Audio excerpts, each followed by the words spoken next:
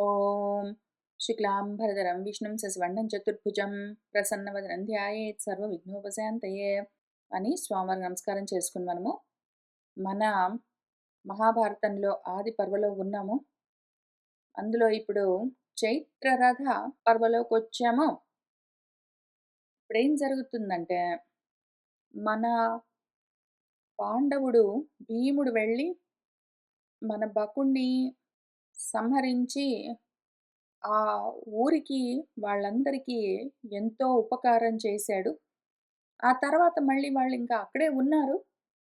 ఈలోగా కొన్నాళ్ళకి ఒక బ్రాహ్మడు అటువైపుగా వెళ్తూ, ఈ బ్రాహ్మడి ఇంట్లో ఎక్కడైతే మన పాండవులు నివసిస్తున్నారో అక్కడ అతిథిగా ఉండడం కోసం వస్తే, ఆయన భోజనం చేసి కొంచెం విశ్రాంతి తీసుకొని కూర్చున్న తర్వాత, ఇంక అందరూ ఆయన చుట్టూ చేరి మాట్లాడుతూ ఉన్నారు.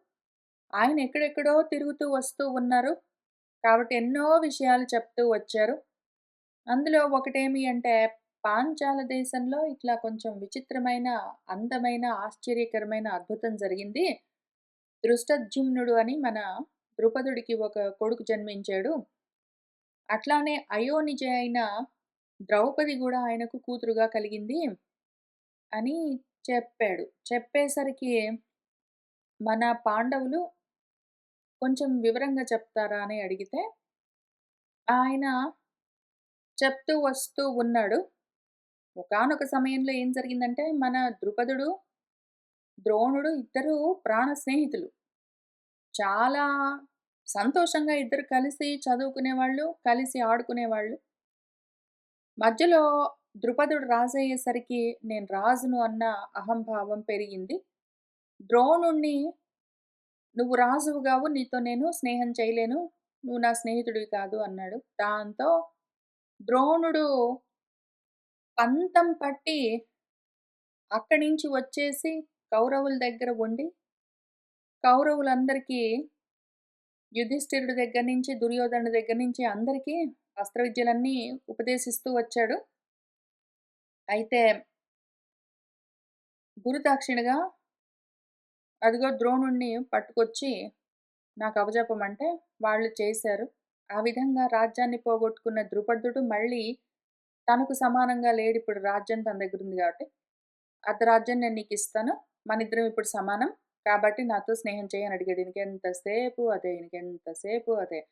ఎందుకో ఆ ద్రుపదుడి పైన అంత పిచ్చి మోహము. ద్రుపదుడితో ఏదో ఒక విధంగా స్నేహం చెయ్యాలని పట్టుదలతో ఉంటాడు. ఇదే ఆయనకి పతన కారణము. సరే, ఆ విధంగా ఉండగా మన ద్రుపదుడు రాజయ్యాడు. తన రాజ్యమే పోగొట్టుకొని, అందులో మళ్ళీ సగం తెచ్చుకుని, దానికి రాజై ఉన్నాడు. ఇంకా పగ పెంచుకున్నాడు ద్రోణుడి పైన. దాని గురించి చెప్తూ ఉన్నారు మన బ్రాహ్మడు. తెలుసుకుంటూ వెళ్దాము. అమర్షి ద్రుపదః రాజా కర్మసిద్ధాన్ విజర్షభాన్ అన్విచ్చన్ పరిచక్రామ బ్రాహ్మణావసధాన్ బహూన్. మన రాజా ద్రుపదుడు అమర్షి తట్టుకోలేకుండా ఉన్నాడు. ఈ అవమానం తట్టుకోలేకుండా ఉన్నాడు.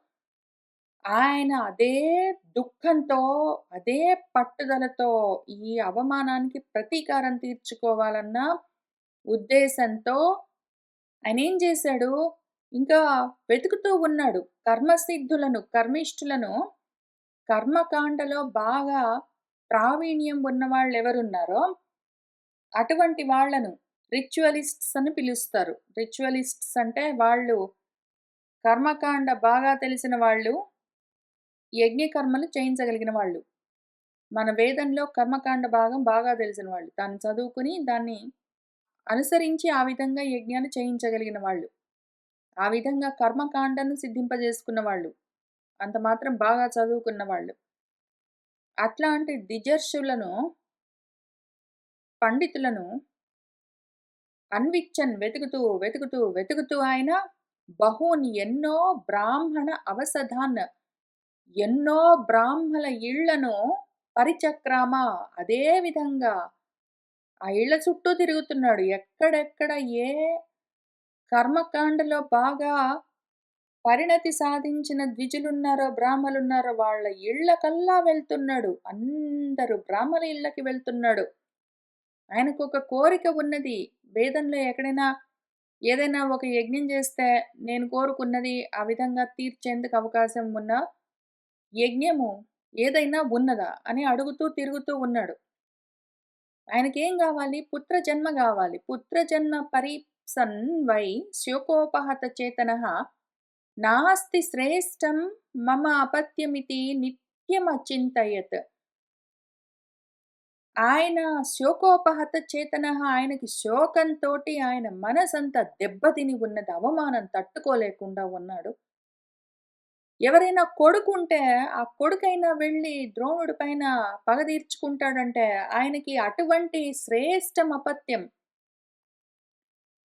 దానికి తగిన పుత్రులు లేరు. నాస్తి మమ నాకు అని ఆయన నిత్యము చింతిస్తూనే ఉన్నాడు. ఆయనకు అటువంటి ఒక పుత్రుడు కలగాలని పరీప్స కోరికతో ఉన్నాడు. ఎందుకు అంటే ద్రోణుడు డైరెక్ట్‌గా తనతో ఫైటింగ్ చేసి గెలవలేదు. ఆయన శిష్యుల్ని సంపాదించుకున్నాడు. శిష్యులకు నేర్పించుకున్నాడు. వాళ్ళని తీసుకొనొచ్చి తనను ఓడించాడు. ఇప్పుడు తను బోయి ద్రోణుడితోటి యుద్ధం చేసి గెలవడం కష్టం. అయితే ద్రోణుడిని ఓడించే కొడుకొకడు నాకు ఉంటే, అప్పుడు ద్రోణుడి పైన పగ తీర్చుకోవచ్చు అని ఆయన ఆశపడుతున్నాడు. ఆయనకి బిడ్డలున్నారు. కానీ అటువంటి కొడుకులు, అటువంటి బిడ్డలు లేరు. అందుకని నిత్యము బాధపడుతూ ఉన్నాడు. జాతాన్ పుత్రాన్ సహా నిర్వేదాత్ ధిక్ బంధూన్ ఇతి చ అబ్రవీత్. నిశ్వాస పరమః చ ఆసీత్ ద్రోణం ప్రతి చికీర్షయ. ద్రోణుడి ప్రతి ప్రతీకారం తీసుకోవాలన్న కోరిక ఉన్నదాయనకి. జాతాన్ పుత్రాన్, ఆయనకు పుట్టిన పిల్లలున్నారు. కానీ వాళ్ళని చూస్తాడు. ఆయనకి ఎంత నిర్వేదం కలుగుతుందో, వీళ్ళు ఎందుకో పనికిరారు. ధిక్ ఛీ! ఉన్న పిల్లలు ఏం ఉపయోగము? పోయి ఆ ద్రోణుడిని యుద్ధంలో గెలుస్తారేమన్నా అంటే, ఏమీలే ఇట్లాంటి కొడుకులు పుట్టారు నాకు వ్యర్థంగా అని ఓహో! ఆయన బంధువులకు ఈ విధంగా చెప్పుకుంటూ, ఉన్నారయ్యా ఉన్నారు. నాకు గూడా కొడుకులేం ఉపయోగమో, వాడిని ద్రోణుడిని ఓడించే కొడుకులు గాకపాయా, నాకెంత కష్టమొచ్చింది. అయ్యో! నాకింత బాధ కలుగుతున్నది. ఛీ! పుట్టిన వాళ్ళందరూ ఇట్లాంటోళ్ళు పుట్టారు అని బంధువులకు చెప్పుకోవడము. ఇంగ పరమ నిశ్వాసం ఎప్పుడు చూసినా పెద్దగా నిట్టూర్పులు విడుస్తూ కూర్చోవడం. ఆ రకంగా ఆసీతున్నాడాయన. ద్రోణుడి పైన ప్రతీకారం తీర్చుకుందామంటే అవకాశం లేకుండా ఉన్నది. ప్రభావం వినయం శిక్షాం ద్రోణస్య చరితాని చ క్షాత్రేణ చ బలేన అస్య చింతయన్నాన్వపద్యత. ప్రతికర్తుం నృపశ్రేష్టః యతమానః అపి భారత. ఓ భారత జనమేజయ, పాపం మనవాడు ద్రుపదుడు మన ద్రోణుడి యొక్క ప్రభావము, ఆయన యొక్క వినయము అంటే జ్ఞానము, చదువుకున్న చదువు, ఆయన శిక్షణ, ఆయన చేస్తున్న ఈ పనులన్నీ అందరికి ట్రైనింగ్‌లన్నీ ఇచ్చుకుంటూ కూర్చున్నాడు. యుద్ధాలన్నీ చేయిస్తున్నాడు. అన్నీ గెలుస్తున్నాడు. ఇవన్నీ జూస్తే వాటికి సమానంగా ఉన్న శక్తి సామర్థ్యాలు, తెలివితేటలు, అస్త్ర విద్యలు, అంతటి ప్రభావం అవన్నీ నాకు లేవు అని ఆయనకి తెలుస్తూనే ఉన్నది. ఆయనకున్నదేమి ఎంతో కొంత క్షాత్రబలం ఉన్నది.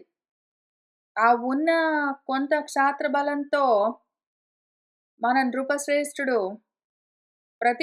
ప్రతీకారం తీర్చుకోవాలి అంటే కుదిరేటట్టు లేదు. కాబట్టి ఆయన యతమానహాపి ప్రయత్నం చేసినా గూడా నేను ప్రతీకారం తీర్చుకోలేను నాకున్న కొద్దిపాటి క్షాత్రబలంతో అని పొద్దస్తమానము ఆలోచించుకుంటూ చింతిస్తూనే అన్వపద్యత, ఆయనకి ఏమి దారి దొరకకుండా ఉన్నాడు. అభితః సహాధా కల్మాషీం గంగాకూలే పరిభ్రమన్ బ్రాహ్మణావసధం పుణ్యం ఆససాద మహీపతిః. మన సహ మహీపతిః ఇంకిదే పని. పరిభ్రమన్, ఎక్కడెక్కడ తిరుగుతున్నాడో, ఎక్కడెక్కడ తిరుగుతున్నాడో. ఎవరెవరు అక్కడ పలానా వాళ్ళున్నారండి. ఆ పలాని బ్రాహ్మడు చాలా చదువుకున్నాడండి. కర్మకాండలో చాలా నిష్ణాతుడండి అని ఎవరైనా చెప్తే ఇంకా అక్కడికెళ్ళిపోవడం. ఇంకా అట్లా ఆ రకంగా ఎన్ని రకాలుగా, ఎన్ని చోట్ల తిరుగుతున్నాడో అదే పనిగా పరిభ్రమిస్తూ ఉన్నాడు. ఇంకా ఒక చోట గంగాకూలే అభితః గంగా ఒడ్డున ఒక కల్మాషి ఒకచోట చాలా కల్మషంగా ఉన్నది, కలుషితమై ఉన్న ఒక ప్రదేశం ఉన్నది అని దానికి ఒక అర్థము. లేదా కల్మాషి అన్న ఏదో ఒక చిన్న నది పిల్ల కాలువలాగా అక్కడి నుంచి ప్రవహిస్తుందో ఏంటో తెలీదు మరి. అటువంటి ఒక ప్రదేశానికొచ్చాడు. అక్కడ ఒక పుణ్యమైన బ్రాహ్మణ అవసథం, ఒక బ్రాహ్మల ఇల్లు కనిపించింది. దాన్ని ఆససాత మళ్ళీ ఎవరు చెప్పారో దానికి అడ్రెస్ ఎతుక్కుంటూ వెళ్ళాడు. తత్ర అక్కడ అస్నాతకः కశ్చిత్ న చ ఆసీత్ అవ్రతి ద్విజः తథైవ న అమహాభాగः సః అపశ్యత్ సంసితవ్రతౌ. తత్ర అక్కడ ఆ బ్రాహ్మల గృహంలో అస్నాతకः కశ్చిత్ న స్నాతకం కానివాడు ఒక్కడూ లేడు ద్విజుడు. ప్రతి వాళ్ళు వేదాన్ని అభ్యాసం చేసి గ్రాడ్యుయేట్ అయిన వాళ్ళే, స్నాతకోత్సవం చేసుకున్న వాళ్ళే ఉన్నారు. అందరూ వ్రతులే అయి ఉన్నారు. బ్రహ్మచర్య వ్రతాన్ని పాటిస్తున్న వాళ్ళే అయి ఉన్నారు. అందరూ వ్రతులు, అందరూ స్నాతకులే అయి ఉన్నారు అక్కడ. కానివాడు కశ్చిత్ న ఆసీత్, ఒకడు కూడా లేడక్కడ. తథైవ అట్లానే ఇంకా అక్కడ ఆ విధంగా సహా మనవాడు, ఈయన గూడా నా అమహాభాగః, ఈయన భాగ్యం పండింది ఇంతకి. ఎంతో కొంత భాగ్యం ఈయనకు గూడుంది. అసలు భాగ్యం లేకుండా బోలేదు. ఈయన భాగ్యవశాన అక్కడ సంసిత వ్రతౌ, ఇద్దరు వ్రత నియమాలలో ఉన్న బ్రాహ్మలను అపశ్యత్ చూశాడు. వాళ్ళ పేర్లేమి అంటే యాజుడు, ఉపయాజుడు. యాజ ఉపయాజౌ బ్రహ్మర్షి శామ్యంతౌ పృషతాత్మజః సంహిత అధ్యయనే యుక్తౌ గోత్రతః చాపి కాశ్యపౌ. వాళ్ళు బ్రహ్మర్షి, ఇద్దరు బ్రహ్మర్షులు. బ్రహ్మము అంటే వేదం చదువుకున్న వాళ్ళు. ఒకాయన యాజుడు, ఒకాయన ఉపయాజుడు. వాళ్ళిద్దరూ సామ్యంతో మనసేంద్రియ నిగ్రహం కలిగిన వాళ్ళు, అన్నీ ఉపశమించి ఉన్నవాళ్ళు. అటువంటి వాళ్ళను మన పృషతాత్మజుడు, పృషతుడి కొడుకు ద్రుపదుడు చూశాడు. వాళ్ళెట్లా ఉన్నారు? సంహిత అధ్యయనే యుక్తౌ, వేదంలో సంహితా భాగాలను అధ్యయనం చేస్తూ ఉన్నవాళ్ళు. గోత్రతః, వాళ్ళ గోత్రమేమి అంటే కాశ్యప సగోత్రీయులై ఉన్నారు వాళ్ళు. గోత్రము అంటే ఆ సమూహము అక్కడ ఉన్నారు. వాళ్ళను, ఆ ఇద్దరిని మన ద్రుపదుడు చూశాడు. తారణే యుక్తరూపౌ తౌ బ్రాహ్మణౌ ఋషిసత్తమౌ సహ తౌ ఆమంత్రయామాస సర్వకామైః అతంద్రితః. వాళ్ళిద్దరు తారణే, తనను తరింపచేయడంలో యుక్తరూపులు, ఇద్దరికీ ఆ శక్తి సామర్థ్యాలున్నాయి. అటువంటి ఋషి సత్తములైన బ్రాహ్మలను తౌ, వాళ్ళిద్దరిని ఆయన చూశాడు. తర్వాత సహా మన ద్రుపదుడు సర్వకామైః తౌ ఆమంత్రయామాస, వాళ్ళ కోరికలన్నీ ఏమి కావాలంటే అవన్నీ చేసి పెడుతూ అతంద్రితః, ఏమరపాటు లేకుండా వాళ్ళ దగ్గరే పరిచర్యలు చేస్తూ ఉన్నాడు. బుద్ధ్వా తయోః బలం బుద్ధిం కనీయాంసం ఉపహ్వరే ప్రపేదే ఛందయన్ కామైః ఉపయాజం ధృతవ్రతం. ఆ రకంగా కొన్నాళ్ళు అక్కడుండి వాళ్లకు పరిచర్యలు చేసిన తర్వాత వాళ్ళిద్దరిలో ఎటువంటి శక్తి ఉన్నది, ఎటువంటి సామర్థ్యం ఉన్నది అని వాళ్ళిద్దరి బలం బుద్ధ్వా తెలుసుకున్నాడు. తెలుసుకుని కనీయాంసం, చిన్నవాడికి అంటే ఉపయాజుడికి బుద్ధి ఎక్కువగా ఉన్నది అని అర్థం చేసుకుని బుద్ధ్వా ఉపహ్వరే, ఏకాంతంగా వాళ్ళ అన్న లేకుండా ఈయన ఒక్కడితోటే ఆయన దగ్గరికి ప్రపేదే వెళ్ళాడు. వెళ్ళి ఆ ధృతవ్రతుడు, మన ఉపయాజుడు ధృతమైన వ్రతం కలిగిన వాడు, ఆ ఉపయాజుడి దగ్గరికి వెళ్ళి కామైః చందయన్, ఆయన ఏ విధమైన పరిచర్యలతో సేవలతో సంతోషిస్తాడో ఆ విధంగా ఆయన్ని సంతోషింపచేస్తూ పాద శుశ్రూషణే యుక్తః ప్రియవాక్ సర్వకామదః అర్హయిత్వా యథా న్యాయం ఉపయాజం ఉవాచ సహ. సహ మనవాడు ద్రుపదుడు పాద శుశ్రూషణే యుక్తః, ఆయన పాదసేవ చేస్తూ ప్రియవాక్ ఎప్పుడూ ఆయనతో ప్రియంగానే మాట్లాడుతూ సర్వకామదః, ఆయనకేమి కావాలో అవన్నీ చేసి పెడుతూ, కావలసినవన్నీ తెచ్చి పెడుతూ, దర్భలు మొదలైనవన్నీ. యథా న్యాయం అర్హయిత్వా, విధి విధానోక్తంగా ఆయన్ని పూజించి, ఇంకా ఆయనతో చివరికి మనవాడు ఉపయాజుడితో ఈ విధంగా ఉవాచ అన్నాడు. ఏమన్నాడంటే, గురువుగారు, ఉపయాజులు గారు, "ఏన మే కర్మణా బ్రహ్మన్ పుత్రః స్యాత్ ద్రోణమృచ్చవే ఉపయాజ కృతే తస్మిన్ గవాం దాతా అస్మి తే అర్బుదం." ఓ ఉపయాజ, ఓ బ్రహ్మన్,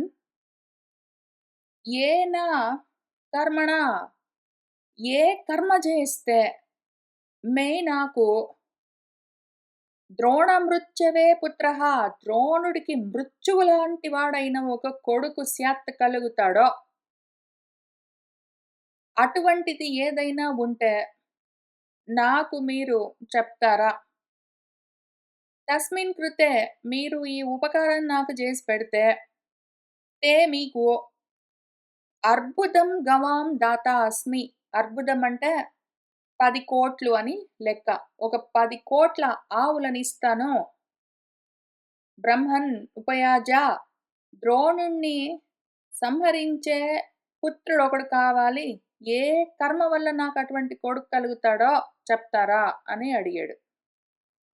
యత్వా తే అన్యద్విజశ్రేష్ఠ మనసః సుప్రియం భవేత్ సర్వం తత్ తే ప్రదాతాహం నహి మే అస్తి అత్ర సంశయః.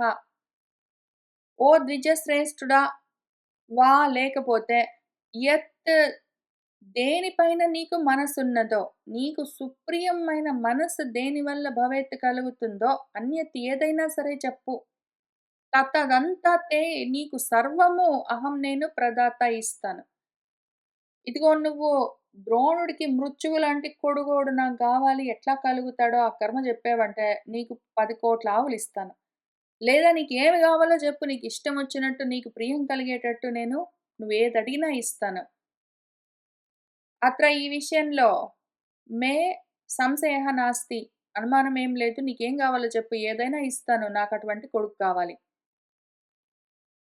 इति उक्तः न अहम् इति एवं तं ऋषिः प्रतिवाचः। आराधयिष्यन् द्रुपदः सः तं పర్యచరత్ పునః. ఇంకప్పుడు మన ఋషి ఏమన్నాడంటే విన్నాడు. విని అహం న ఇతి ఏవ ముక్తః, నేను చేయను అన్నాడు. ఆ విధంగా ప్రతివాచః బదులు పలికేసరికి ద్రుపదుడిని చంపే కొడుకు నాకొకడు కావాలి.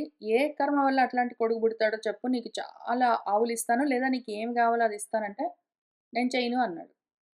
అయినా కూడా మన ద్రుపదః సహా పునః మళ్ళీ ఇంక అదే విధంగా యథాప్రకారం ఆయనని ఆరాధయిష్యన్ పర్యచరత్, ఆయన్ని ఆరాధిస్తూనే ఆయనకు పరిచర్యలు చేస్తూనే ఉన్నాడు. నేను చెయ్యను అన్నాక గూడా ఇంకా సరేనండి, మరి ఇంకెవరైనా ఉన్నారేమో చూసుకుంటానని ప్రయత్నం చేస్తానని వెళ్ళిపోలేదు. ఎందుకో మరి ద్రుపదుడు నేను చేయను అన్నాక గూడా అక్కడే ఉపయాజుడి దగ్గరే ఉన్నాడు. ఆయనకింకా పరిచర్యలు చేస్తూనే ఉన్నాడు. ఆ రకంగా ఒక సంవత్సరం గడిచింది. నేను చేయనన్నాక ఇంక ఆయన ఇంకేం పట్టించుకోలేదు మన ఉపయాజుల వారు.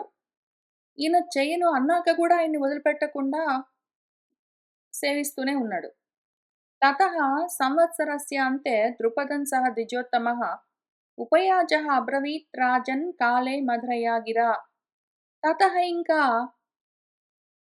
ఒక సంవత్సరస్య అంతే, సంవత్సరం దాటిపోయిందిట్లా.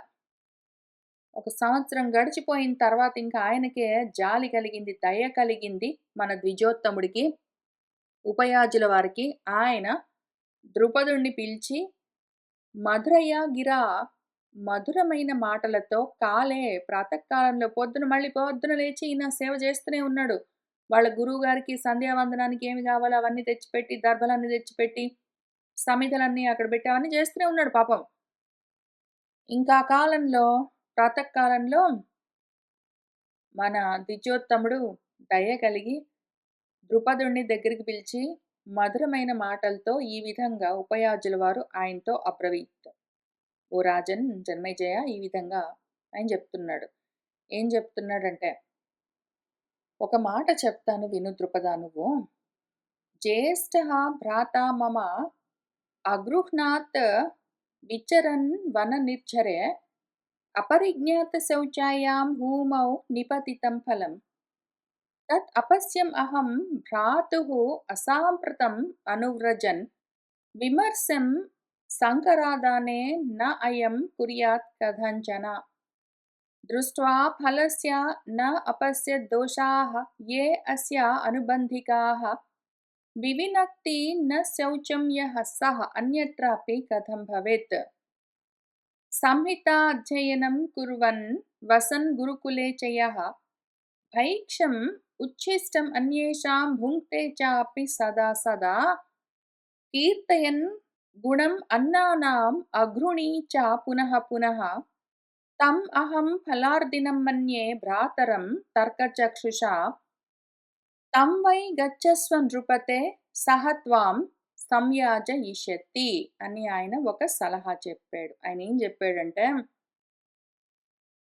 ఓ నృపతే, ఓ రాజా, మమ జ్యేష్ఠ భ్రాత, మా అన్నయ్య ఉన్నాడు కదా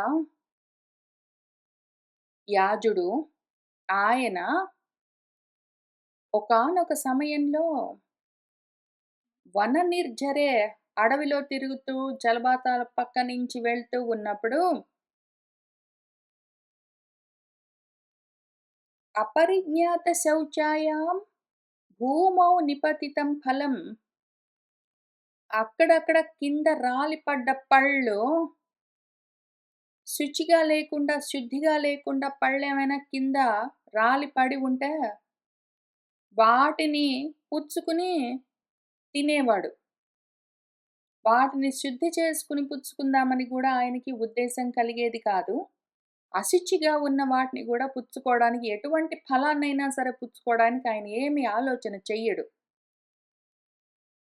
నేను భ్రాతుః అనువ్రజన్ అసాంప్రతం, సాంప్రతం అంటే ఇప్పుడు ఈ సమయంలో, అసాంప్రతం అంటే ఒకానొక సమయంలో అట్లా మా అన్నయ్య వెంట వెళ్తూ ఈ రకంగా కింద పడ్డ పళ్ళని ఏరుకొని వాటిని తుడుచుకునేది లేదు, కడిగేది లేదు. పైగా వనం నిర్జరే, అక్కడ అడవిలో జలపాతం పక్కన నీళ్ళు అట్లా పారుతుంటే పక్క నుంచి వెళ్తూ ఉన్న సమయంలో పళ్ళేమైనా కింద పడితే అక్కడ నీళ్ళలో చక్కగా శుద్ధి చేసుకుని కొంచెం ఉత్తరీయంతో తుడుచుకుని తినొచ్చు కదా. ఆహా, మనవాడు అట్లా చేయడు. కింద పడితే తీసుకొని తినేవాడు. ఆ రకంగా వాడు చేస్తుంటే మా అన్నయ్య, అహం నేను అపశ్యం చూశాను. కాబట్టి వాడు అయం మా అన్నయ్య కథంచన ఏ విధంగా కూడా సంకరాదానే, సంకరం ఏదైనా ఉంటే, ఏమైనా మలినంతో కూడి ఉన్న ఫలం ఏదైనా ఉంటే కూడా వాడు విమర్శం న కుర్యాత్, ఏమి సంకోచించడు, ఆలోచన చెయ్యడు. అయ్యో మట్టి అంటిందే లేదా ఇంకేమైనా మలినం అంటిందే, దాన్ని కొంచెం శుద్ధి చేసుకుని తుడుచుకుని పుచ్చుకుందామని వాడు ఏమి అనుకోడు. సంకరం ఉంటే కూడా దాన్ని పుచ్చుకోవడానికి వాడు మట్టితోటి ఇంకేమైనా ఉంటే దానికి అంటుకుంటే అన్నిటితో పాటు తినడానికి వాడు ఏమి బాధపడ్డు. అసలు ఆలోచన కూడా చెయ్యడు. వాడు అటువంటి వాడు. ఎటువంటి ఫలానైనా తీసుకుంటాడు వాడు. దృష్ట్వా ఫలస్య న అపశ్యత్ దోషాః, వాడు అట్లా కింద పడ్డ ఫలాలు, కింద ఏమైనా పడితే పళ్ళు అట్లాంటివి, వాటికున్న దుమ్మో ధూళో ఇంకేమైనా ఉన్నాయో వాటిని తొలగించుకుని తిందామని వాటిలో దోషాలు కూడా చూడడు మనవాడు.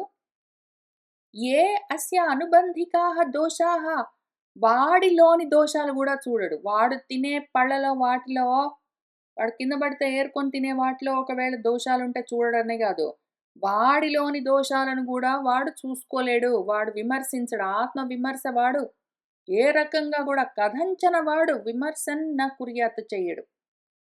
ఏ రకంగా కూడా ఆత్మ విమర్శ చేయడు వాడు. అటువంటి వాడు. వాడిలోని దోషాలనే వాడు పరామర్శించుకోడు అంటే, ఇంకా అటువంటి వాడు ఎవడైతే వాడిలోని దోషాలు వాడే చూసుకోకపోతే నా వివినక్తి, వివేచన చేసుకోడు అంటే, వాడిలో శౌచం ఉందా లేదా అని వాడు చూసుకోడు. వాక్ శుద్ధి గాని, చిత్తశుద్ధి గాని, దేహశుద్ధి గాని వాడు పట్టించుకోడు. వాడు కర్మలు గూడా అట్లనే ఉంటాయి. అట్లాంటప్పుడు అన్యత్రా శౌచం సహా కథం భవేత్, వేరే వాళ్ళలోని శుచిని వాడెందుకు చూస్తాడు? అంటే ఏమి ముఖ్యంగా నువ్వు అడుగుతున్న దాంట్లో అశుచి అయిన ఆలోచన ఉన్నది అని చెప్తూ ఉన్నారు పాపం ఉపయాజుల వారు. ఏదైనా సరే ఒకడు వాడిలోని దోషాలను చూసుకోకపోతే పక్కన వాళ్ళ దోషాలు వాడెట్లా కనిపెట్టగలరని ఆయన చెప్తున్నారు గానీ, మా అన్నయ్య దగ్గరికెళ్ళు వాడైతే ఎవరిలో ఉన్న దోషాల్ని వాడు చూడడు. వాడికి అట్లా చూసే లక్షణం లేదు అని. అంటే ఏమి? నువ్వు అడుగుతున్నది దోషభూయిష్టమైంది నేను చెయ్యను అనే గదా అర్థము. అంత క్లియర్‌గా చెప్పారాయన. ఆయన మా అన్నయ్య ఎటువంటి వాడంటే ఒకానొక సమయంలో మేమిద్దరము గురుకులంలో సంహితాధ్యయనం కుర్వన్ వసన్. గురుకులంలో నివసిస్తూ సంహితాధ్యయనం, వేదాధ్యయనం చేస్తూ ఉన్న సమయంలో గూడా, గురుకుల వాసంలో కూడా అన్యేషాం ఉచ్ఛిష్టం భైక్ష్యం, అందరము భిక్ష తెచ్చుకునే వాళ్ళము. ఎవరిది వాళ్ళం మేము తినేవాళ్ళం. వీడేం చేసేవాడు వాడిది వాడు తిని పైగా వేరే వాళ్ళు వదిలిపెట్టింది గూడా వీడే బుంకితే తినేవాడు మాటి మాటికి. ఎవరైనా తినగా మిగిలి వదిలిపెట్టేస్తే దాన్ని గూడా ఉచ్చిష్టాన్ని గూడా వీడు తినేవాడు. వాడు వద్దు అని అనుకునేవాడు గాదు. వాడికి వద్దు అనడం చేత కాదు. ఏ ఫలమైనా తింటాడు వాడు. వాడు కింద రాలి పడ్డవైనా తింటాడు. ఎవరైనా అడుక్కొనొచ్చినవి వాడికి ఆడ పడేస్తే వాడికి దొరికితే అవి గూడా తింటాడు. వాడు వద్దు అనుకోడు. ఏ ఫలమైనా పుచ్చుకుంటాడు వాడు. ఉచ్చ నీచాలు చూడడు వాడు. మంచి చెడు చూడడు. పైగా అట్లాంటివి తిని ఉచ్చిష్ట భైక్షాలన్నీ పక్కన వాళ్ళు తినగా వదిలిపెట్టేసిన వాటిని గూడా తిని పైగా ఇంకా ఆ అన్నం యొక్క గుణాలను కీర్తిస్తాడు. ఎంత బాగుంది గదా! అబ్బా! ఎంత బాగుందో! అనుకుంటూ మళ్ళీ దాన్ని పొగుడుతూ పైగా పునః మెచ్చుకుంటూ, పొగుడుతూ దాన్ని గొప్పగా చెప్పుకుంటూ తినేవాడు వాడు. అఘృణి వాడికి కొంచెం గూడా రోత పుట్టదు ఇట్లా చేస్తే. జుగుప్స కలగదు. వాడికి అసహ్యం అనిపించదు. ఇట్లాంటివన్నీ చేస్తాడు. వాడికేం బాధ లేదు. కాబట్టి నువ్వేం చెయ్యి, మా అన్నయ్య ఎటువంటి వాడంటే, నా భ్రాత వాడు ఫలార్థి. ఫలాన్ని కోరుకుంటాడు. ఫలం దొరికితే చాలు. వాడికేదైనా దొరికితే చాలు. అది ఎటువంటిది, ఎటువంటి స్థితిలో ఉంది, ఏమి అని ఏమీ చూడడు. ఫలాన్ని ఆశించేవాడెవడున్నాడో మా అన్నయ్య, వాడి దగ్గరికెళ్ళు. వాడిటువంటి వాడని నాకెట్లా తెలిసింది? తర్కచక్షుష, నేను చాలా తర్కించి ఆలోచన చేసుకున్నాను. ఇటువంటివన్నీ చిన్నప్పటి నుంచి వాడి లక్షణాలన్నీ చూసి వాడు ఫలానాని ఇట్లానే పుచ్చుకుంటాడు. వాడు సంపాదించుకున్నా సరే, దొరికినా సరే, ఎవరైనా వదిలిపెట్టినా సరే, ఏదైనా సరే పుచ్చుకుంటాడు వాడు. ఎటువంటి స్థితిలో ఉన్నా సరే తీసుకుంటాడు వాడు అని నేను అర్థం చేసుకున్నాను. నువ్వేం చెయ్యి ఓ నృపతే ఓ రాజా, తం గచ్చస్వవై, వాడి దగ్గరికి వెళ్ళు. సహ వాడు త్వాం, నీకు సంయాజయిష్యతి, నీకు యజ్ఞం చేసి పెడతాడు. అయ్యో! యజ్ఞం కావాలంటే కర్మ కావాలంటున్నావు గదా నువ్వు. యజ్ఞకర్మ చేస్తే నాకు ద్రోణుడిని చంపే పుత్రుడు గావాలని. అట్లాంటి యజ్ఞాలేమైనా ఉంటే వాడు చేయించి పెడతాడు. వాడి దగ్గరికెళ్ళు అని చెప్పాడు. మళ్ళీ ఇక్కడ కొంచెం డీకోడింగ్ ఆప్షన్. కథ సరే గాని, మన వేదంలో కర్మకాండ ఉంటుంది. ఉపనిషత్ భాగము ఉంటుంది జ్ఞానకాండ. కర్మకాండ భాగంలో ఎటువంటి ఫలితాలొస్తాయి అని చూపిస్తూ ఉన్నారిక్కడ. కర్మకాండ భాగంలో కలిగే ఫలితాలన్నీ అశుచిగా ఉంటాయి. విమర్శించడం అన్నది ఉండదక్కడ. ఆత్మ విమర్శ ఏమీ ఉండదు. సదసత్ విచారణ ఉండదు. ఏది దొరికితే అది. నువ్వు ఈ పూజ చేసావంటే ఇదొస్తుంది. నీకు ఆ మంత్రం చదివావంటే అదొస్తుంది. నువ్వు ఈ యజ్ఞం చేసావంటే ఇదొస్తుంది. ఈ దానం చేసావంటే అదొస్తుంటుంది. ఈ దేవతను పూజించావంటే ఇదొస్తుంది. ఈ ఉపవాసం చేసావంటే ఇదొస్తుంది. ఈ ఉపాసన చేసావంటే ఇట్లా వస్తుందని ఏమేమో చెప్తే ఎందుకు చెప్తున్నారు ఏమి అని విమర్శ లేకుండా ఏది దొరికితే అదే బాగుంటుందని పుచ్చుకోవడం. ఇట్లాంటివన్నీ కర్మకాండ భాగంలోనే ఉంటాయి. అటువంటివి అనుబంధ దోషాలు. ఏ కర్మ చేస్తే ఏమొస్తుందని చూసుకున్నప్పుడు దాని కాన్సిక్వెన్సెస్ కూడా ఉంటాయి. దాని ఫలితము. ఆ ఫలితాలను చూసుకోవడం అన్నది ఆ కర్మకాండతో కూడుకున్న వాళ్ళు పట్టించుకునే విషయం కాదు. పైగా ఒకళ్ళు సంపాదించుకున్న దాన్ని నువ్వు మళ్ళీ తెచ్చుకోవడం అట్లాంటివన్నీ కూడా ఒకవేళ ఫలితాలుంటే వాటిని గూడా ఏమీ బాధపడకుండా ఎట్లా పరిగ్రహించవచ్చు అని మనకు కర్మకాండ నేర్పిస్తూ ఉంటుంది.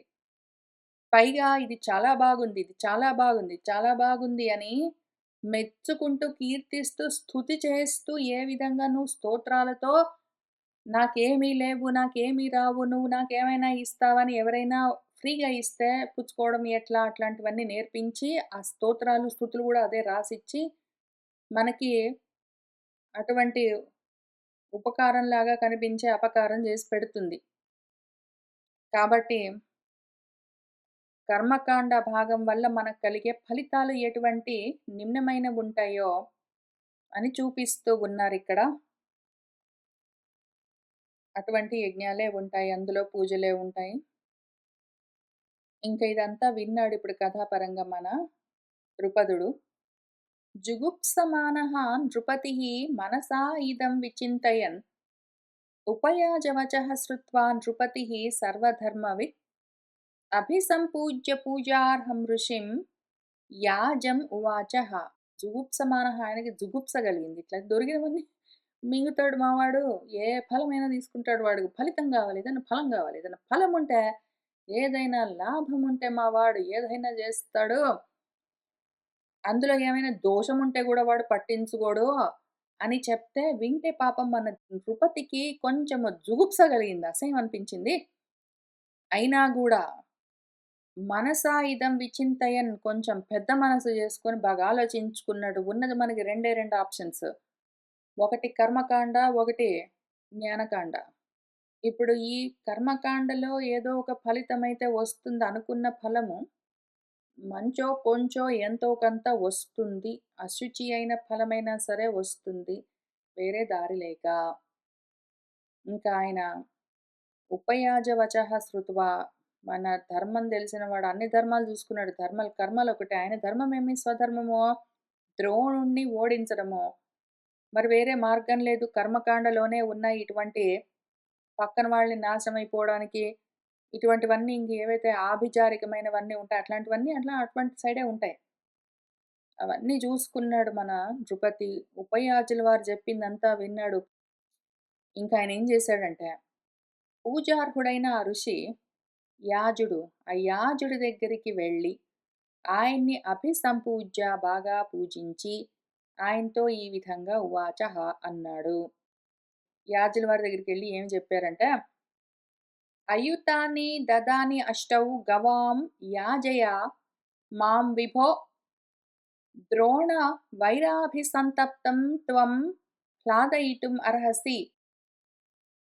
సహ హి బ్రహ్మవిదాన్ శ్రేష్టః బ్రహ్మాస్త్రే చాపి అనుత్తమః. తస్మాద్ ద్రోణః పరాజయషీత్ మాం వై సహ సఖి విగ్రహే. క్షత్రియః నాస్తి తుల్యః అస్య పృథివ్యాం కశ్చిత్ అగ్రణీః. కౌరవాచార్యముఖ్యస్య భారద్వాజస్య ధీమతః ద్రోణస్య శరజాలాని ప్రాణిదేహహరణి చ షట్ అరత్నిః ధనుః చ అస్య దృశ్యతే అప్రతిమం మహత్. సహ హి బ్రాహ్మణవేగేన క్షాత్రం వేగమసంశయం ప్రతిహంతి మహేశ్వాసః భారద్వాజः మహామనాః. క్షత్రోచ్ఛేదాయ విహితः జామదగ్న్యः ఇవ ఆస్థితः. తస్య హి అస్త్రబలం ఘోరం అప్రసహ్యం నరైః భువి. బ్రాహ్మం ఉచ్చారయన్తేజః హుతాహుతిః ఇవ అనలః. సమేత్య సహ దహతి ఆజౌ క్షత్రం బ్రహ్మపురస్సరః. బ్రహ్మక్షత్రే చ విహితే బ్రహ్మతేజః విశిష్యతే. సహ అహం క్షత్రబలాత్ హీనః బ్రహ్మతేజః ప్రపేదివాన్. ద్రోణాత్ విశిష్టమాసాద్య భవంతం బ్రహ్మవిత్తమం. ద్రోణాంతకం అహం పుత్రం లభేయం యుధి దుర్జయం. తత్కర్మ కురు మే యాజ నిర్వపామి అర్బుదం గవాం అని చెప్పాడు. ఇంక బేరసారాల్లోకొచ్చాడాయన. బేరమంతా ఆడుతూ ఉన్నాడు.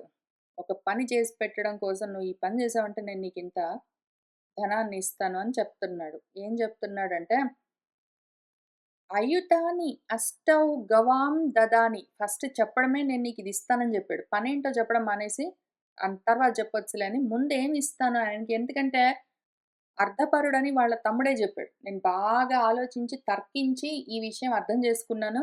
మా అన్న అర్థపరుడు అని ఆయన చాలా క్లియర్‌గా జెప్పారు గాబట్టి, ముందు ఆయనకున్న అర్థము, ప్రయోజనం ఏంటో జెప్పాడు. ఇదిగో నీకు 8 అష్ట అయుతాని, అయుతాని అంటే 10,000 8 10,000 అంటే మొత్తం కలిపి 80,000 80,000 గోవులను దదాని ఇస్తాను అని జెప్పాడు. వాళ్ళ తమ్ముడికి ముందే ఏం జెప్పాడు?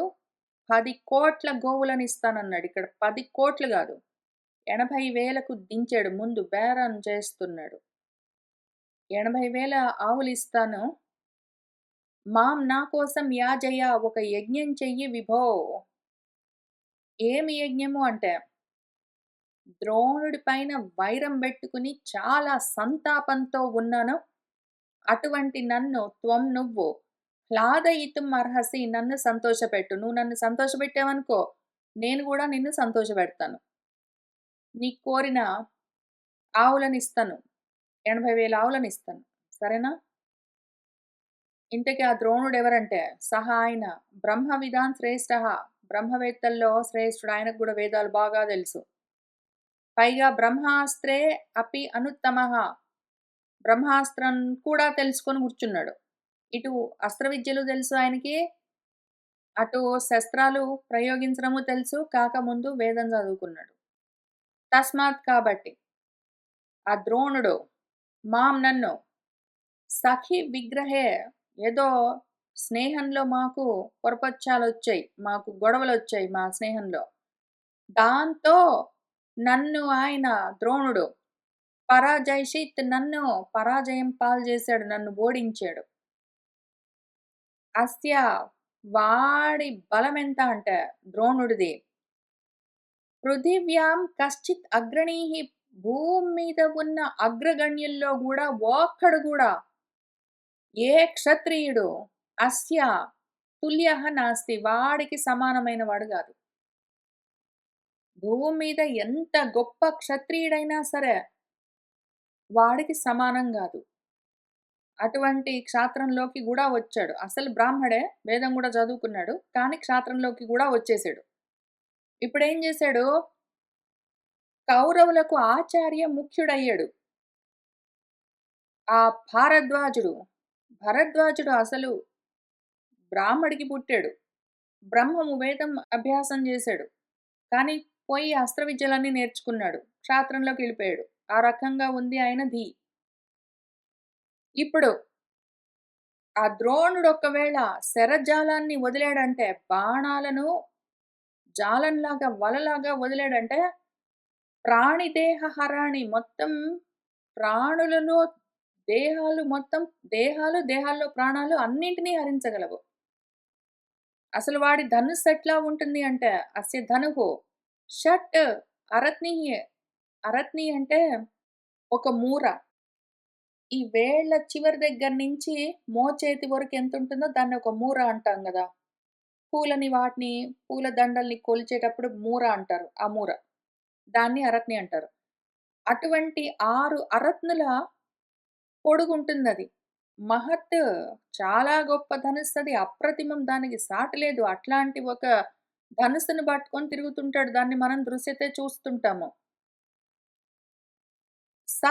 బ్రాహ్మణ వేగేన ఆయనకున్న బ్రాహ్మణ బలంతో, బ్రహ్మ బలంతో క్షాత్రం వేగం ప్రతిహంతి ఆయన తొలగిస్తాడు. అసంశయం, అనుమానం లేదు. ఆయన దగ్గరున్న బ్రహ్మ బలంతో క్షాత్ర బలాన్ని తీసేస్తాడు.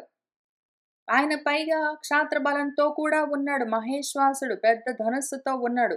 ఆ భారద్వాజుడు. మహామనాహ గొప్ప గొప్ప ఐడియాలతోటున్నాడాయన. ఆయన ఇప్పుడు ఆయన మనసు ఎట్లాంటిది అంటే, పెద్ద ఆలోచన పెట్టుకొని కూర్చున్నాడు. ఏదో క్షత్ర ఉచ్ఛేదాయ క్షాత్రాన్ని మొత్తాన్నే నిర్మూలించాలన్న ఉద్దేశం కోసమే విహితః ఒక ఆలోచన చేసుకొని జామదగ్న్యః ఇవ జామదగ్నుడు మన పరశురాముడిలాగా స్థితః ఉన్నాడు. తస్య అస్త్రబలం ఇంక వాడికున్న ద్రోణుడికున్న అస్త్రబలం అంతా ఇంత కాదది ఘోరము. చాలా అస్త్రబలాన్ని అసలు యాక్చువల్‌గా పరశురాముడి దగ్గర నుంచే తెచ్చుకున్నాడు పోయి భిక్షగా. ఇంకది అసహ్యం, ప్రసహ్యం అది. పైగా ఉత్తగ గూడా కాదు. అప్రసహ్యం అది. అన్ని విధాలుగా సహించడం కష్టము దాన్ని. తట్టుకోలేరెవరు ఆయన దగ్గరున్న అస్త్రబలాన్ని. భయంకరమది. భూమి మీద ఉన్న ఏ మనుషులు ఆయన దగ్గరున్న అస్త్రబలానికి ఎదురు నిలవలేరు. పైగా వెళ్లి డైరెక్ట్‌గా జామదగ్నుడి దగ్గర నుంచే, పరశురాముడి దగ్గర నుంచే తెచ్చుకున్నాడు. ఆయన ఎట్లా ఉంటుంది అంటే పరిస్థితి, బ్రాహ్మం ఉచ్చారయన్ వేదాన్ని పఠిస్తూ, వేద మంత్రాలు పఠిస్తూ బ్రాహ్మలు అగ్నిహోత్రంలో హవిస్సులు వేస్తూ ఉంటే, ఆ హుతాహుతి అనలము భగభగ రగులుతూ ఉన్న అగ్ని ఎట్లా ప్రజ్వరిల్లుతుందో అటువంటి తేజస్సుతో సమేత్య కూడి ఉంటాడు సహవాడు. అటువంటి వాడు క్షత్రం గూడా బెట్టుకున్నాడిప్పుడు. బ్రహ్మ పురస్సరః బ్రహ్మంతో కూడిన క్షత్రంతో ఉండి, వాడక్కడ యుద్ధానికొస్తే ఆజౌ ఆజి అంటే యుద్ధం.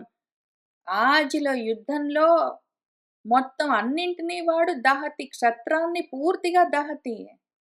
కాల్చేస్తాడు. బ్రహ్మక్షత్రే విహితే వాడి దగ్గర బ్రహ్మము ఉంది, క్షత్రము ఉంది. రెండింటిని పెట్టి, ఆ ఎదురుగా ఊరికినే క్షత్రంతోటి నిలబడ్డ వాళ్ళెవరైనా ఉంటే వాళ్ళని కాల్చేస్తాడు. మామూలుగా అయితే బ్రహ్మక్షత్రంలో బ్రాహ్మమా? క్షత్రమా? అని అడిగితే బ్రహ్మతేజమే విశిష్యతే గొప్పది. అసలు మామూలుగానే బ్రాహ్మంలో, క్షాత్రంలో రెండిట్లో ఏది గొప్పది అంటే బ్రాహ్మమే గొప్పది. బ్రహ్మతేజస్సే గొప్పది. ఇప్పుడు నాకు బ్రహ్మతేజస్ అసలు లేదు. క్షాత్రం అంతంత మాత్రం. దాంతో వాడి ముందు నిలబడి పోరాడలేకుండా ఉన్నాను. సహాహ నేను క్షత్రబలాత్ హీనః వాడికన్నా నా క్షాత్రబలం తక్కువ. బ్రహ్మతేజః ప్రత్యేదివాన్ అందుకని బ్రహ్మతేజస్సుని వెతుక్కుంటూ వచ్చాను. ఇప్పుడు ద్రోణాత్ ద్రోణుడి కన్నా గూడా ద్రోణుడి దగ్గర ఉన్న బ్రహ్మ తేజస్సు కన్నా గూడా భవంతం మీ యొక్క బ్రహ్మ తేజః విశిష్టమైందని తెలుసుకుని బ్రహ్మవిత్తమం బ్రహ్మవేత్త అయిన భవంతం మిమ్మల్ని ఆసాద్య చేరాను నేను. అందుకనే మీ దగ్గరికొచ్చాను. వాడికన్నా నాకన్నీ తక్కువే ఉన్నాయి. వాడికి బ్రహ్మ తేజస్సున్నది నాకు లేదు. వాడికి క్షాత్ర బలముంది. నాకు దానికన్నా తక్కువుంది. అయితే మీకు వాడి దగ్గర ఉన్న బ్రహ్మబలం కన్నా గూడా ఎక్కువ గొప్ప బ్రహ్మబలం ఉన్నది. అందుకని మీ దగ్గరికొచ్చాను. వచ్చి ఏమడుగుతున్నాను ఆసాధ్య? ఒకటి కోరుకుంటున్నాను. ద్రోణాంతకం ద్రోణుడిని అంతం చేసే ఒక పుత్రం కొడుకును అహం నేను లభేయం పొందాలది విషయము. యుద్ధంలో దుర్జయం యుద్ధంలో ఇంక వాడిని ఓడించేవాడు లేడు. అటువంటి ఒక కొడుకు గావాలి. ద్రోణుడిని అంతమొందించేవాడు ఒకడు కొడుకు గావాలి. అందుకని ఓ యాజులవారో తత్కర్మ మే కురు. అటువంటి కర్మ ఒకటి నాకు జేసిపెట్టు. ఏ యజ్ఞ కర్మ ఉందో చూడండి ఆ పుస్తకాల్లో. ఆ కర్మకాండ భాగంలో ఏమున్నదో చూడండి. ఏదైనా ఒక కర్మ యజ్ఞం ఉన్నదంటే చూసి అది జెయ్యండి నా కోసము. అటువంటి కొడుకు వాడు పుట్టాడనుకోండి. నేను ఇంతకు ముందేం చెప్పాను? ఇక్కడ అష్టౌ అయుతాని 80,000 గోవులన్నాను గదా! అది పక్కన పెట్టేయండి ఇంక. దాని గురించి ఆలోచించకండి. అర్బుదం గవం ఒక 10,00,00,000 గోవులిస్తాను. దాన్ని అటువంటి దక్షిణను నిర్వపామి నేను నీకిప్పిస్తాను. ఒక 10,00,00,000 గోవులిప్పిస్తాను. ఇంత మాత్రం పని నా కోసం జేసి పెట్టు. ఏముందో జూడు ఆ కర్మకాండలో. ఎక్కడైనా ఏ మూలనైనా ఎక్కడైనా ఇటువంటి ఒక యజ్ఞం ఏమైనా రాసిపెట్టుంటే చూడు. నాతోటి చేయించు. అటువంటి కొడుకు నాకు కలిగాడంటే నీకు ఒక 10,00,00,000 గోవులిప్పిస్తాను అని జెప్పాడు. మనవాడు వెంటనే తథా అన్నాడు. అట్లానే అన్నాడు. తథా ఇతి ఉక్త్వా తు తం వ్యాజః యాజ్యార్థం ఉపకల్పయత్. గుర్వర్థే ఇతి చ అకామం ఉపయాజం అచోదయత్. యాజః ద్రోణవినాశాయ ప్రతిజజ్ఞే తథా చ సః. ఇంకప్పుడు మన యాజుల వారు మన ద్రుపదుడితో తథా ఇతి ఉక్త్వా అట్లనే చేస్తాను అని యాజ్యార్థం ఉపకల్పయత్. యజ్ఞం కోసం ఏమేమి కావాలో అవన్నీ ఇంకా ఆ ప్రయత్నాలు మొదలుపెట్టాడు. అయితే కాని ఆయనకి సొంతంగా అంత మాత్రమే కర్మకాండ భాగంతో మాత్రమే ఆ యజ్ఞాన్ని సంపూర్ణం చేయడం కుదరదు. ఫలితం కావాలి అంటే మళ్ళీ ఇటువైపు ఈ కాండ గూడా కావాలి. మొత్తం కావాలి వేదము. కాబట్టి ఆయన గురువర్థే అన్నయ్య కోసము, నా కోసం చెయ్యరా నువ్వు. అన్నయ్య నేను చెయ్యనని చెప్పాను. ఆయన ఆల్రెడీ నన్ను అడిగాడు. నేను చెయ్యనని చెప్పాను అని చెప్తే, అయితే ఇందులో రాజు కోసం కాదు నా కోసం చెయ్యి అని పాపం అకాముడు. ఆయన ఏమీ కోరుకోలేదు. నీకు 10,00,00,000 గోవులిస్తాను, 80,000 ఆవులిస్తాను ఇవన్నీ గాదు. అసల అడిగితే వద్దు అని చెప్పాడు. నాకు వద్దు నేను చెయ్యను అని చెప్పాడు. ఆ రకంగా కోరికలేమీ లేకపోయినా గూడా, ఉపయాజుడిని గూడా మన అన్నగారు ఆ పనిలో పెట్టేసుకున్నాడు. అచ్చోదయత. ఇంక వేరే దారి లేక అన్నగారి కోసము తమ్ముడు గారు ఒప్పుకోవాల్సొచ్చింది. ఇంక మన యాజుల వారు ద్రోణ వినాశాయ, ద్రోణుడి నాశం కోసమే ఈ యజ్ఞం చేయిస్తాలే వెళ్ళు. తథా అట్లానే చేద్దాము అని సహా మనవాడు ప్రతిజ్ఞ గూడా చేశాడు. తప్పకుండా ఓ ద్రుపద, ద్రోణుణ్ణి చంపే కొడుకు నీకోసము కలగాలని ఒక యజ్ఞము తప్పకుండా చేస్తాము అని ఆయన వాళ్ళ తమ్ముడు ఒప్పుకున్న తర్వాత ఈయనకి మాటిచ్చాడు. ఇంకప్పుడు తతః తస్య నరేంద్రస్య ఉపయాజః మహాతపాః ఆచఖ్యౌ కర్మవైతానం తదా పుత్రఫలాయ వై. ఇంక మళ్ళీ ఉపయాజుల వారికి తప్పలేదు. ఆ మహాతపాః మహాతపోమూర్తి. తతః ఇంకప్పుడు తస్య నరేంద్రస్య ఆ రాజుకి మన ద్రుపదుడితో ఈ విధంగా ఆచఖ్యౌ చెప్పాడు. ఏమేమి చెయ్యాలి? పుత్రఫలాయ పుత్రుడు కలగాలి అంటే వైతానం కర్మ. వైతానం అంటే యజ్ఞకర్మ. ఏ యజ్ఞకర్మతో ఇటువంటి పుత్రుడు కలుగుతాడు అని మళ్ళీ ఆయనే చూసి చెప్పవలసొచ్చింది. యజ్ఞం మాత్రం ఈయన చేయించేందుకు నేను చేయిస్తానని అనలేదు. వాళ్ళ అన్నయ్య చేయిస్తున్నాడు గానీ, ఏమి యజ్ఞం ఏమి అని వాళ్ళ తమ్ముడు చెప్పాల్సొచ్చింది మధ్యలో. పైగా తమ్ముడు ఇంకొకటేం చెప్తున్నాడంటే ద్రుపదుడికి, సహ చ పుత్రః మహావీర్యః మహాతేజాః మహాబలః ఇష్యతే యద్విధః రాజన్ భవితా తే తథావిధః. సహా అటువంటి వాడు ఒక పుత్రుడు నీకు కావాలని ఇష్యతే కోరుకుంటున్నావు గదా రాజన్. యద్విధః ఏ విధంగానైతే ఒక పుత్రుడు మహావీర్యుడు, మహాపరాక్రమవంతుడు, మహా తేజోవంతుడు, మహాబలం కలిగిన వాడు కావాలి అని ఇష్యతే కోరుకుంటున్నావో,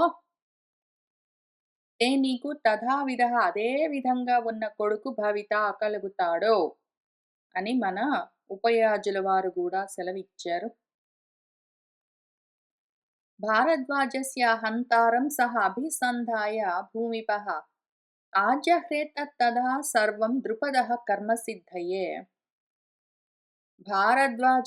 భరద్వాజుడి కొడుకు ద్రోణుడు ఆయన హంతారం, ఆయన్ని సంహరించేవాడు కావాలి ఒక కొడుకు అని సహ భూమిపః అభిసంధాయ అదే సంకల్పంతో ఇంకా ఆయన తథా అప్పుడు ద్రుపదః మనవాడు కర్మసిద్ధయే ఆ కర్మ సిద్ధించడం కోసం యజ్ఞకర్మ కోసము సర్వము ఆజహ్రే మన ఉపయాజులు వారు ఏమేమి కావాలని అడిగారో అవన్నీ తెప్పించాడు.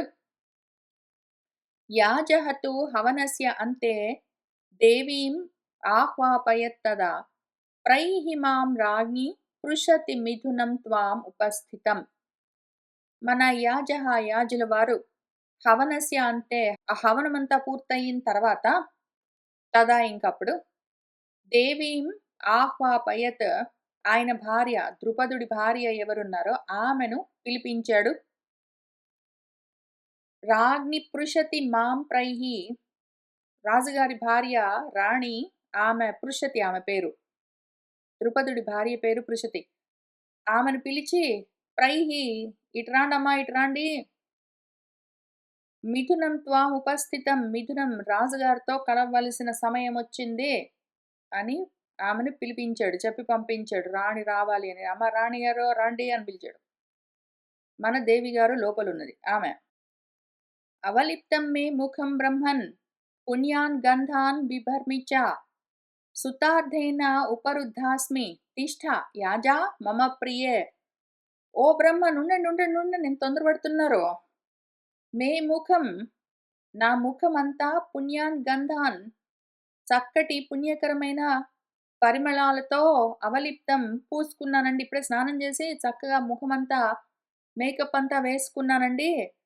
ఇంకా కొంచెము తయారవ్వడం మిగిలి ఉన్నదండి. ఓ యాజుల వారో, మమ ప్రియే, నా ప్రీతి కోసము మీరు కొంచెం తిష్ట ఆగండి. సుతార్థైన ఉపరుద్ధాస్మి, కొడుకు కావాలి. కానీ ఇంకా తయారవుతున్నానండి. కొంచెం కొంచెం టైం పడుతుంది తయారవ్వడానికి. ఒక నిమిషం ఉండండి అని ఆమె చెప్పింది. యాజుల వారేమన్నారంటే ఈలోగా, యాజేన స్రపితం హవ్యం ఉపయాజేన మంత్రితం కథం కామం న సందధ్యాత్ సా త్వం విప్రైః తిష్ఠవా.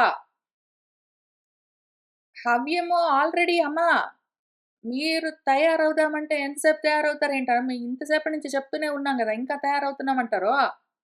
హవ్యం ఆల్రెడీ యాజేన స్రపితం. యాజుణ్ణి నేను. హవ్యాన్ని వండి గూడా అక్కడ సిద్ధం జేసి పెట్టాను. ఉపయాజేన మంత్రితం. ఉపయాజుల వారు మంత్రాలు గూడా అన్నీ చదివారమ్మా. ఇంక మొత్తం అంతా మంత్రించిన హవ్యము సిద్ధంగా ఉన్నదక్కడ. హవిస్సులు అక్కడ యజ్ఞకుండంలో వేయవలసి ఉంది. మీరేమో ఇంకా తయారవ్వాలి, ఇంకా సమయం పడుతుందంటే, కామం ఎందుకని కథం నా సందధ్యాత్, ఇంకిందులో వేసేద్దాం. ఇంకెందుకు ఆలస్యం ఏముంది, ఇంకా ఆలస్యం? హవ్యం గూడా సిద్ధంగా ఉన్నది. మంత్రాలు గూడా అన్నీ అయిపోయినాయి. ఇంకా ఉండడం ఎందుకు? వేసేద్దాం. సా త్వం, ఆ నువ్వు. విప్రైః వా తిష్టవా, వస్తురా లేకపోతే లేదు. నువ్వు వస్తే రావమ్మా, లేకపోతే లేదు. ఇక్కడ అంతా సిద్ధంగా ఉంది, మేము చేసేస్తాం అని చెప్పాడాయన. ఇంకప్పుడేం జరిగింది అని బ్రాహ్మల వారు మనకు చెప్తున్నారిక్కడ. ఈ ఊళ్ళో ఏకచక్రధరపురంలో మన బ్రాహ్మడి ఇంట్లో అతిథిగా వచ్చిన బ్రాహ్మలు మనకేం చెప్తున్నారంటే ఆయన, ఏవముక్తేతు యాజేన హుతే హవిషి సంస్కృతే ఉత్తస్థౌ పావక తస్మాత్ కుమారః దేవసన్నిభః. ఏవముక్త, ఇట్లా అంటూనే ఆయన యాజుల వారు, ఇంకా ఆలస్యం ఎందుకు, కావాల్సిన అవసరం లేదు అన్నాడాయన. సంస్కరించబడ్డ మంత్రాలతో సంస్కరించబడ్డ హవిస్సులను ఆహుతి చేశాడు. ఇంకా తస్మాత్ పావకాత్, ఆ అగ్నిలో నుంచి దేవ సన్నిభః, దేవతలాగా కనిపిస్తున్న ఒక కుమారుడు, కుమార వయసులో టీనేజ్‌లో ఉన్న ఒక కుమారుడు ఉత్తస్థౌ, పైకి లేచాడు. జ్వాలావర్ణః ఘోరరూపః కిరీటీ వర్మ చ ఉత్తమం బిభ్రత్ సఖడ్గః సశరః ధనుష్మాన్ వినదత్ ముహుః. జ్వాలావర్ణః, అగ్నిశిఖలాగా ఉన్నాడు. ఘోర రూపంగా భయంకరంగా ఉన్నాడు. కిరీటి, కిరీటంతోటే ఆయన జన్మించాడు. ఉత్తమం వర్మ బిభ్రత్, ఆయన కూడా సహజమైన కిరీటంతో, వర్మ కవచంతో జన్మించాడు. మన కర్ణుడు సహజమైన కవచ కుండలాలతో జన్మించాడు గదా! ఈయన దృష్టద్యుమ్నుడు సహజ కిరీట కవచాలతో జన్మించాడు. వాటితో పాటే ఆయన ఖడ్గంతో, శరములు, బాణాలతో, ధనుస్సుతో కూడా కలిగి ఆయన పుట్టాడు. ఆయన పుడుతూనే కిరీటంతో, కవచంతో, ఖడ్గంతో, బాణాలు, ధనుస్సుతో వచ్చాడు ఆ అగ్నికుండంలో నుంచి బయటికి. ఊరికే రావట్లేదు ఆయన. ముహుః వినదత్, గట్టిగా అరుస్తూ పెద్ద పెద్ద కేకలన్నీ పెడుతూ వచ్చాడు. సహా అధ్యారోహత్ రథవరన్ తేన చ ప్రయయౌ తదా తతః ప్రణేదుః పాంచాలాః ప్రహృష్టాః సాధు సాధు ఇతి. సహా, ఆయన ఒక రథవరం శ్రేష్టమైన రథాన్ని అధ్యారోహత్ ఎక్కాడు. తేన ఆ రథంలో తదా ఇంకప్పుడాయన ప్రయయౌ బయలుదేరాడు. చుట్టూ అంతా తిరుగుతూ ఉన్నాడు. తతః ఇంకప్పుడు పాంచాలాహ పాంచాలులందరూ ప్రహృష్టాహ ఎంతో సంతోషంగా సాధు సాధు బావుంది బాగుంది అని ప్రణేదుః వాళ్ళు గూడా నాదాలన్నీ చేస్తూ ఉన్నారు. భయాపహః రాజపుత్రః పాంచాలానాం యశస్కరः రాజ్ఞः శోకాపహः జాతः ఏషः ద్రోణవధాయ వై ఇతి ఉవాచ మహద్భూతం అదృశ్యం ఖేచరం తదా. ఇంకా ఒక మహద్భూతం అదృశ్య ఖేచరం అశరీరవాణి ఆకాశవాణి ఒకటి ఈ విధంగా ఉవాచ అన్నది. ఆ ఆకాశవాణి ఏమన్నది అంటే, భయాపహః భయాన్ని తొలగించే, రాజపుత్రః రాకుమారుడు, పాంచాలానాం యశస్కరః పాంచాలులకు యశస్సుని కలిగించేవాడు, రాజ్ఞః శోకాపహః రాజు ద్రుపదుడి యొక్క శోకాన్ని తొలగించేవాడు, ఏషః వీడు ద్రోణవధాయ వై జాతః ద్రోణుణ్ణి చంపడం కోసమే జన్మించాడు అని ఒక అశరీరవాణి పలికింది. దాని తర్వాత ఇంకా వెంటనే కుమారీ చాపి పాంచాలి వేది మధ్యాత్ సముద్ధిత సుభగా దర్శనీయాంగి వేది మధ్య మనోరమ. ఆ టీనేజ్ కొడుకుతో పాటే ఒక టీనేజ్‌లో కౌమార వయసులో ఉన్న ఒక కుమారి కూడా పాంచాలి ఆ పాంచాల రాజు కూతురు వేది మధ్యాత్ ఆ యజ్ఞవేదిక మధ్యలో నుంచి సముద్ధిత బయటికొచ్చింది. ఆమె శుభగా చక్కటి సౌభాగ్యంతో ఉన్నది. దర్శనీయాంగి అందమైన దేహంతో ఉన్నది. మనోరమ మనసులను రమింపచేసే అంత అందంతో ఉన్నది. వేది మధ్య ఆ వేదిక ఎంత విశాలంగా ఉంటుందో అటువంటి నడుముతో ఉన్నది. శ్యామ పద్మపలాసాక్షి నీలకుంచిత మూర్ధజ మానుషం విగ్రహం కృత్వా సాక్షాత్ అమరవర్ణిని. శ్యామ ఆమె శ్యామల వర్ణంలో ఉన్నది. పద్మపలాసాక్షి పద్మపలాసములు పద్మపత్రాల్లాంటి కన్నులున్నది. నీలకుంచిత మూర్ధజ నల్లటి ఉంగరాల జుత్తుతో ఉన్నది. మానుషం విగ్రహం కృత్వా ఏదో సాక్షాత్ అమరవర్ణిని సాక్షాత్తుగా దేవతల లాగా ఉన్నది. ఏదో మనుషుల రూపాన్ని ధరించి వచ్చినట్టుగా కనిపిస్తూ ఉన్నది. నీలోత్పల సమః గంధః యస్యాః క్రోశాత్ ప్రవాయతి యా బిభర్తి పరం రూపం యస్యాః నాస్తి ఉపమా భువి. ఆమె యొక్క యస్యాః గంధః ఆమె శరీర పరిమళం ఎట్లా ఉంది అంటే నీలోత్పల సమః నల్లటి కలువపూల వంటి పరిమళం వస్తూ ఉన్నది ఆమె దేహం నుంచి. అది పైగా క్రోశాత్ ప్రవాయతి ఒక క్రోసెడు దూరం వ్యాపిస్తూ ఉన్నది ఆమెలోని ఆ వాసన. యా ఎవరైతే ఆమె పరన్ రూపం బిభర్తి ఎటువంటి అందమైన రూపాన్ని ధరించి ఉన్నది అంటే యస్యాహ ఉపమా భువి నాస్తిహి ఆమెకు సమానమైన అందము ఈ లోకంలో అసలు లేని కూడా లేదు. తాం చాపి జాతాం సుశ్రోణీం వాక్ ఉవాచ అశరీరిణి సర్వయోషిత్వరా కృష్ణ క్షయం క్షత్రం నినీషతి.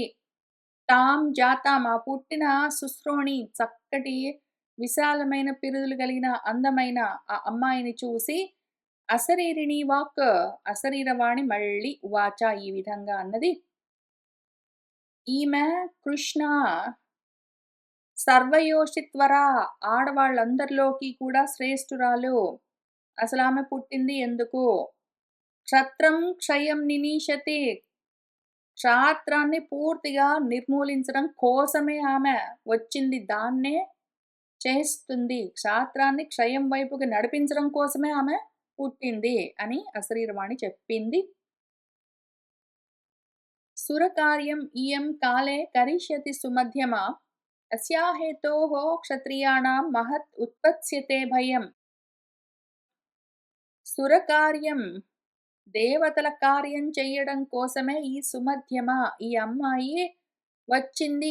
ఈమె కాలే ఆ కాలం వచ్చినప్పుడు ఒక దేవకార్యం కరిష్యతి చేస్తుంది. అస్యాహ హేతోః ఆమె కారణానికే క్షత్రియులకు మహత్ భయం, గొప్ప భయము కలుగుతుంది అని అశరీరవాణి చెప్పింది.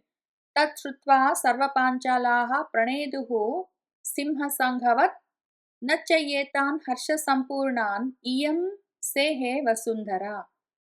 తత్ శ్రుత్వా ఆ మాటలు విని సర్వ పాంచాలాః పాంచాలులందరూ సింహసంఘవత్ ఏదో సింహాల సమూహంలాగా అందరూ గాండ్రిస్తూ ఉన్నట్టుగా ప్రణేదుః పెద్దగా పెడబొబ్బలన్నీ పెడుతూ ఉన్నారు.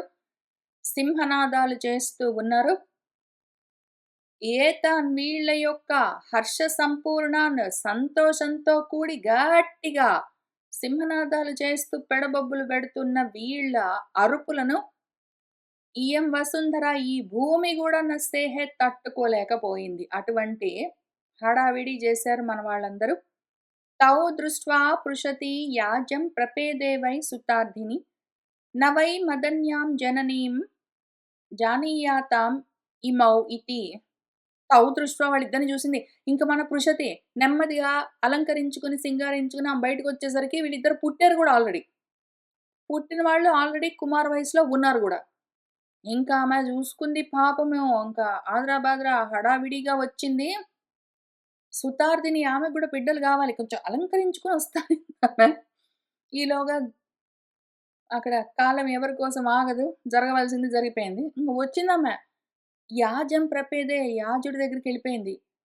యాజుడి దగ్గరికెళ్ళి, "ఏమయ్యా పిల్లలు పుడితే పుట్టారు గానీ, మత్ అన్యాం నేను కాక వేరే జననిని ఇమో వీళ్ళిద్దరూ నా జానీయాతాం వీళ్ళకి వేరే తల్లయితే వద్దు. పోనీ నాకు పుట్టకపోయినా గూడా నేనే కావాలి వాళ్ళకి తల్లిని. వాళ్ళింక వేరే తల్లి ఉన్నది అని అనుకోరాదు. నన్నే తల్లిగా చూడాలి వాళ్ళని" అంత మాత్రం అడిగిందామె. తథా అన్నాడాయన దానికి గూడా. తథా ఇతి ఉవాచ తాం యాజః రాజ్ఞః ప్రియచికీర్షయా తయోః చ నామనీ చక్రుః ద్విజాః సంపూర్ణమానసాః. తామామెతో రాజ్ఞః ప్రియచికీర్షయా రాజుగారికి ప్రియం చెయ్యాలని మన యాజుల వారు తథా ఇతి ఉవాచ. ఆమె ఆద్రాపాద్రా హడావిడిగా వచ్చి, "ఏమయ్య ఈలోగా మొత్తం అయిపోయిందా? మొత్తం మొత్తం యజ్ఞమంతా పూజ చేసినట్టున్నావే.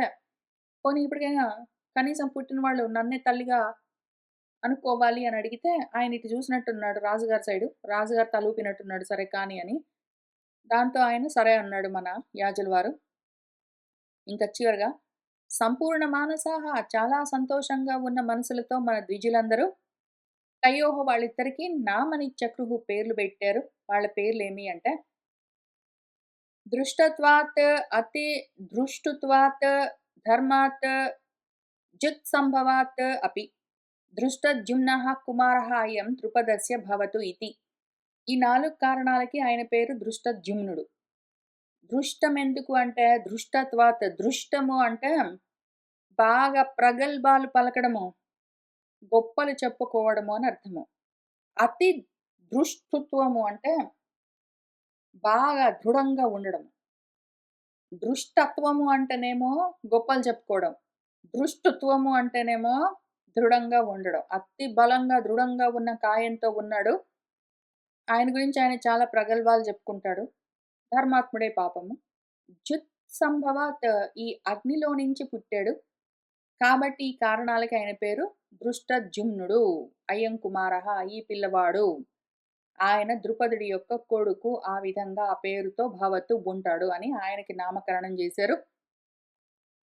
తర్వాత కృష్ణ ఇతి ఏవ అబ్రువన్ కృష్ణా అభూత్ సా హి వర్ణతః తథా తత్ మిథునం జజ్ఞే ద్రుపదస్య మహామఖే.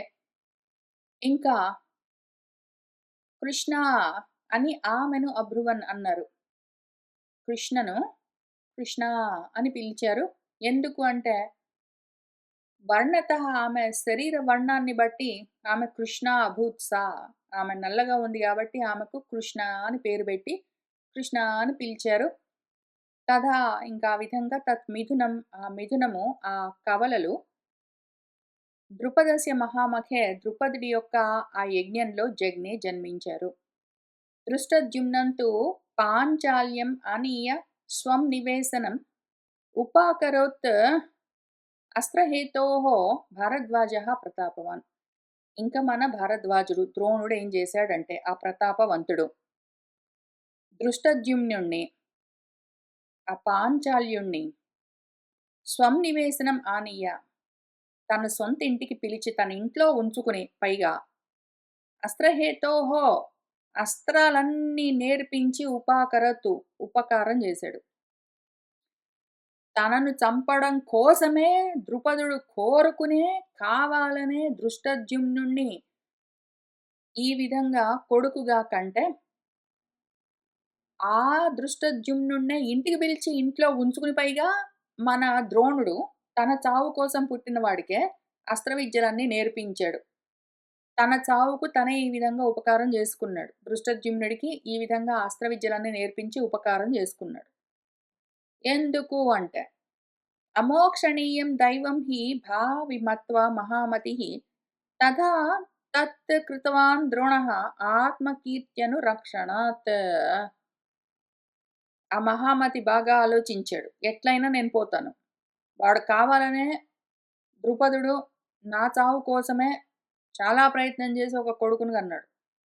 ఇప్పుడు ఆ దైవము, భావి దైవము, ఫ్యూచర్‌లో భవిష్యత్తులో నా ప్రారబ్ధము అమోక్షణీయం, ఇంక అందులో నుంచి నేను బయటపడడం కుదరదు అని మత్వా అని ఆలోచించుకున్నాడు. ఎట్లయినా పోతాను. ఎట్లయినా ఈ దృష్టద్యుమ్నుడి చేతిలో పోతాను. అందుకోసమే కన్నాడు మన ద్రుపదుడు. నా ప్రారబ్ధం నుంచి నేను తప్పించుకోలేను. అయితే ఈలోగా ఏం చేయొచ్చంటే, ఉన్న సమయంలోనే ఎట్లైనా వాడు నన్ను చంపుతాడు కాబట్టి నేనే నేర్పించానన్న కీర్తైనా వస్తుంది నాకు. ఆ పేరైనా మిగులుతుంది. వాడు ఏదో విధంగా నన్ను ఎట్లైనా చంపుతాడు. ఈలోగా నేనే ఆ అస్త్ర విద్యలన్నీ నేర్పించానన్న పేరొకటి కలుగుతుంది. గొప్ప కీర్తి కలుగుతుంది. ఆ విధంగా ఆత్మకీర్తి అనురక్షణాత్ నా పేరుని నేను నిలబెట్టుకుంటాను. ఎందుకు అంటే, ఎక్కడెక్కడి గొప్ప గొప్ప వాళ్ళందరినీ నేనే గొప్ప అస్త్ర-శస్త్ర నిపుణులుగా తయారు చేశాను అని ఘనకీర్తి నాకు ఆల్రెడీ ఉన్నది. ఇప్పుడు నన్నే చంపేవాడు ఇంకెక్కడో ఎవరి దగ్గరో వెళ్లి చదువుకొని నేర్చుకొనొచ్చి నన్ను చంపితే వాడికొస్తుంది ఆ పేరు. ఆ నేర్పించేవాడు ఎవడున్నాడో వాడికి, దృష్టద్యుమ్నుడికి ఏ గురువైనా ఉంటే అక్కడికెళ్ళి వాడు నేర్చుకున్నాడంటే, ఎందుకంటే ఎక్కడో దగ్గర నేర్చుకుంటాడు. లేదా వాడు సొంతంగా అయినా సరే, వాడు సొంతంగా ప్రయత్నం చేసి నేర్చుకుని వచ్చి నన్ను చంపినా సరే, నన్ను చంపేవాడు ఒకడు ఉన్నాడు. వాడెక్కడో నేర్చుకున్నాడు సొంతంగానో లేతే ఇంకెక్కడోనో అని ఆ పేరుంటుంది. దాని బదులు నేనే నేర్పించానంటే, అసలు నన్ను చంపేంత గొప్పవాడిగా నేనే తయారు చేశాను అన్న గొప్ప కీర్తి ఉంటుంది అని మనవాడు ద్రోణుడు బాగా తీవ్రంగా ఆలోచించి, దూరదృష్టితోటి పోయేదెట్లైనా పోతాను, నేనే నేర్పించానన్న పేరుతోటైనా పోతాను అనుకోని తత్ అందుకని తథా ఆ విధంగా కృతవాన్ ఆ పని చేశాడు మనవాడు ద్రోణుడు అని మన వ్యాసుల వారు మనకు ఈ కథ ఈ విధంగా చెప్పారు అని మన బ్రాహ్మడు మనకందరికీ ఈ మొత్తం వృత్తాంతం అంతా చెప్పారు. ఇవాల్టికి ఇక్కడికి ఆపుదాము. ఇంకా తర్వాత ఏం జరిగిందని వచ్చే వారం కలిసి కూర్చొని చదువుకుంటూ ముందుకు వెళ్దాము. సర్వం శ్రీకృష్ణ పరబ్రహ్మ పాదారవిందార్పణమస్తు.